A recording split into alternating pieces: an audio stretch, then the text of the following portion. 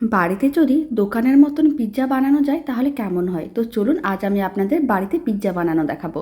নমস্কার, আমি রুমি, আপনাদের সবাইকে আবারও একটা দারুণ স্বাদের রেসিপিতে স্বাগত। প্রথমে এখানে আমি 150 গ্রামের মতন ময়দা নিলাম, 50 গ্রাম দিয়ে দিলাম টক দই, অল্প একটু লবণ দিলাম, দিয়ে দিলাম সাদা তেল, আর দিয়ে দিলাম বেকিং পাউডার, বেকিং সোডা। সমস্ত কিছু খুব ভালো করে মিশিয়ে একটা ডো রেডি করতে হবে। তারপরে 10 মিনিট রেখে দিতে হবে।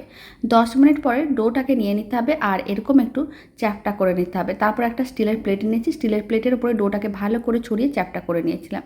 অল্প একটু তেল ব্রাশ করে নিয়েছিলাম, তারপরে পিৎজার সস নিয়ে ভালো করে চারিদিকে ছড়িয়ে নিতে হবে। এখন পিৎজার ওপরে দিয়ে দিলাম পেঁয়াজের টুকরো, আর দিয়ে দিলাম টমেটো ক্যাপসিকামের টুকরো।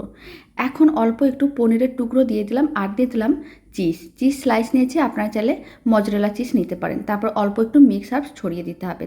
তারপর কড়াইয়ের মধ্যে দিয়ে ঢাকনা বন্ধ করে 40 মিনিট মিডিয়াম টু লো ফ্লেমে বেক করে নিতে হবে, তাহলেই রেডি।